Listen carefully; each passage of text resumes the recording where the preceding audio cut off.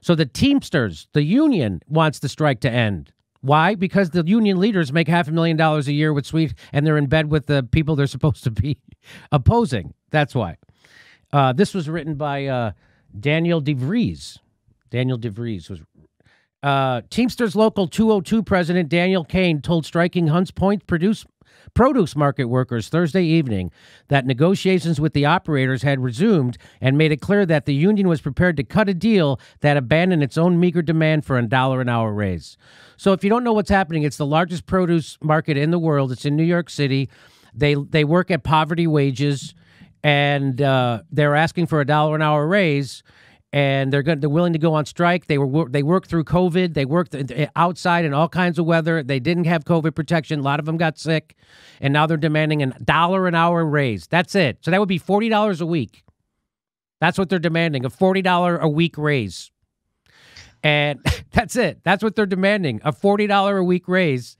And so now the Teamster, the leadership of the local, is undermining their own workers. This happens a lot in unions. So the teachers union, the same thing. Randy Weidengarten is against the teachers striking most of the time, and so they have to do it against their own Teamster, their own union leadership. And that's what scares the union leadership was telling the teachers, go back to work, and they didn't. So that's the union leadership is often corrupt. What do you mean they're corrupt? You can't say they're corrupt. They're not taking corporate money. So they're often act in their own interest against the workers, put it that way. So and now Teamsters are dropping their own demand, the workers' own demand for a freaking $1 an hour. That's what that's it, $1 an hour.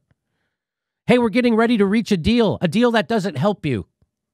That's what the Teamsters are doing. Following a brutal year that left hundreds of Hunts Point produce market workers sick and at least 6 dead from COVID-19, approximately 1,400 warehouse workers and truck drivers have been fighting for a $1 an hour wage increase. Yeah, $1 an hour. For the Teamsters executive, whether a worker gets a nickel or a dime, nickel here or a nickel there, is of little concern as long as the union apparatus protects its own financial interests. I think that, so in this article, a nickel here, a nickel there, that must be a quote from a Teamster executive. That's why they put it there. That's what they're referring to this struggle as, a nickel here, and it doesn't really matter. Is that what they're saying? That's what it looks like. Well, that's good because they're not asking for a nickel. They're asking for a whole frickin' dollar. The son of a highly paid Teamster International Vice President, Kane, pocketed at least $214,190 last year, nearly 6 times the income of a striking worker, whose average is $37,000 a year, roughly the poverty threshold for a family of 4 in one of the most expensive cities in the world. You know, I feel like the union would be better represented by someone who was more like the worker than the CEOs. I don't know. That's just me. Maybe if the guy who's leading the union was actually a union worker who made $37,000 a year instead of $200 or $400, whatever the hell they're making, I think that we would have a better union leadership. I think that's how that works. I mean, what's the point of a union if there's just going to be someone making way more money than you, telling you that you can't get a raise? That's what you get without unions. So the move by the union to accept whatever rotten deal it can get and shut down the strike stems from a fear of igniting a broader movement of workers. That's exactly right. The social tensions that have built up over the past year on the top of decades of soaring social inequality threaten to disrupt the grip not just of the unions, but of the entire Democratic Party, including the incoming Biden administration. Over the last decade, Teamsters Local 202 has accepted one concession after another. In 2015 and 2018, the union accepted minuscule increases that left workers further behind as rent, food, and transportation costs continue to rise. The Teamsters were prepared to accept another sellout contract, but this time workers rejected the lie and there was no money and said no. So this is the workers doing this. Again, their leadership wants them not to strike. Right. This is what it looks like when workers fight for their rights. But the human point strike can't be left in the hands of the Teamsters bureaucrats who are preparing another betrayal. Workers must form a rank-and-file committee to lead the strike to victory. And that's another journalist at the World Socialist website who wrote the initial story about this strike, Eric Schreibner. He's saying that. And this is from in a video last night by one of the 1,400 striking workers at the Hunt Point Produce Market in the Bronx. Workers forced back trucks attempting to access the market. And, of course, the cops went out there and beat the shit out of them. And you want to see that? New York City police attack striking Hunts Point workers. Here we go. So there's a truck. I think they're trying to stop this truck.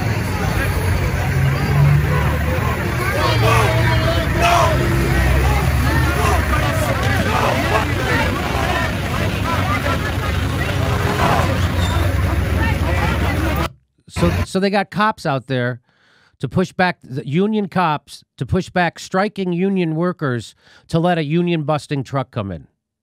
Isn't that weird, Graham? That they're allowed to do that? That, like, there isn't a union code of brotherhood. Like, the cops can swear in a union. We can't go fucking break up a union demonstration. That's just weird. And again, I think the only group of workers who should not be allowed a union are the police. Yeah, I mean, they're the only workers I think they should not have a union. They're the only workers.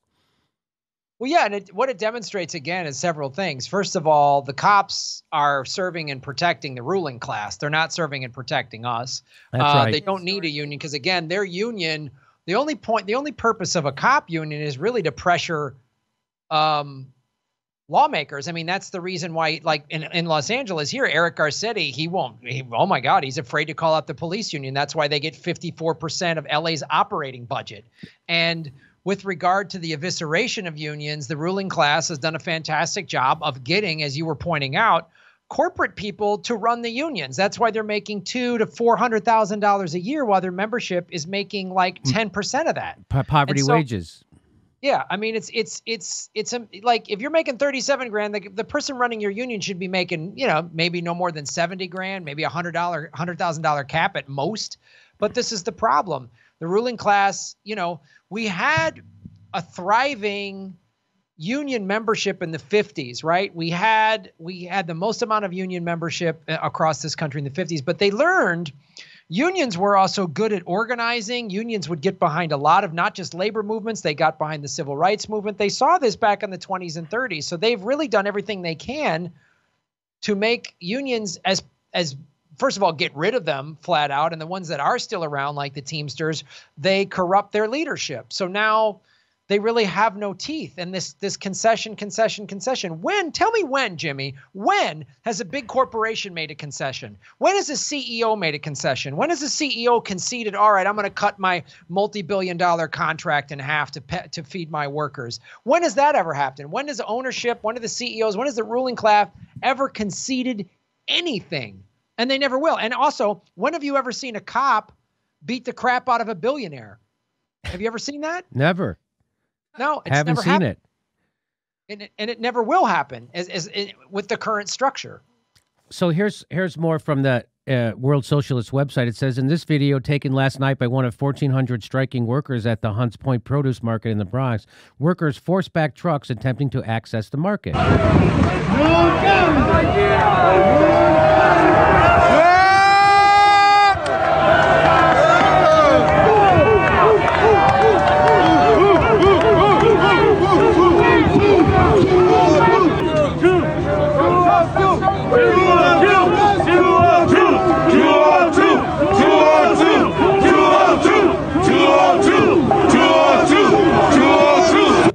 So they're chanting their local 202, 202. Essential workers are heroes until they go on strike. New York City Police Department arrested Teamster strikers for holding down their picket line at Hunts Point Mall. Dozens of cops sent in to try to stop workers from demanding a $1 raise. We know who they're paid to protect. We know what they're paid to protect. That's exactly right. You're heroes. We need you. Die for the company, but don't ask for a $1 raise and don't expect us to do anything to make the workplace safer for you. Yeah, instead of getting $1 an hour, we gave you for about 2-3 months of everybody banging pots and pans at 8 o'clock at night, and that was about all you got. Yeah. We did that. And even that's ended. We don't even do that anymore. So it's just like, it's just more like thoughts and prayers and more just bumper stickers, like support the troops on a gas guzzling SUV or whatever. It means nothing. We do nothing. We don't care about workers. And Americans have been so propagandized that they actually openly, they're critical. Working class people are, don't be too hard on the billionaires. Don't be too hard on the corporations. Don't be too hard on the cops. It's like, it's amazing to me to watch America just have been so propagandized. They internalize the propaganda. It really does. Yeah. How are we going to pay for that? How are we going to pay for that? How are we going to pay for health care? How are we going to pay for that? If all of a sudden we get health care, the hospitals will be overwhelmed. I've heard people say that. Yeah. I've heard people say that. No, actually, people don't go to the hospital now because it costs too much money. Yeah, I know. mean, I just went to the dentist and just, I'm at a new dentist and just like check up, x-rays, exam and cleaning is going to be in the neighborhood about $340. Now, thankfully, I can afford that. But if money was tight, you know what I would do? I wouldn't go to the dentist. Wouldn't go. I know. I'd just go. I know. That's what's happening in America. And it's like people don't realize they're so propaganda. Like they watch the news, they watch some guy on CNN or MSNBC or Fox News or whatever say, how are we going to pay that? And then they cut to a commercial from Pfizer or Anthem Blue Cross or something, and they don't see the connection. Well, Brian Stelter says he doesn't even know what the commercials are that run on CNN. That's what a good media critic, he doesn't even know. I don't know. I don't know why I have an 8-figure income. I don't know what happens. I just get my 8-figure paychecks and I just go to, I don't know. Well, yeah, I don't know why they chose a guy who doesn't know the connection between the advertising revenue stream and the news we produce. Why did they choose me to do this job? Because I don't see the connection, probably? Probably. Hey, everybody, this is the part where I tell you where all our live shows are, but there aren't any. And then this is why I tell you to join our premium program and get extra content, but nobody's got a fucking job. So just enjoy the video.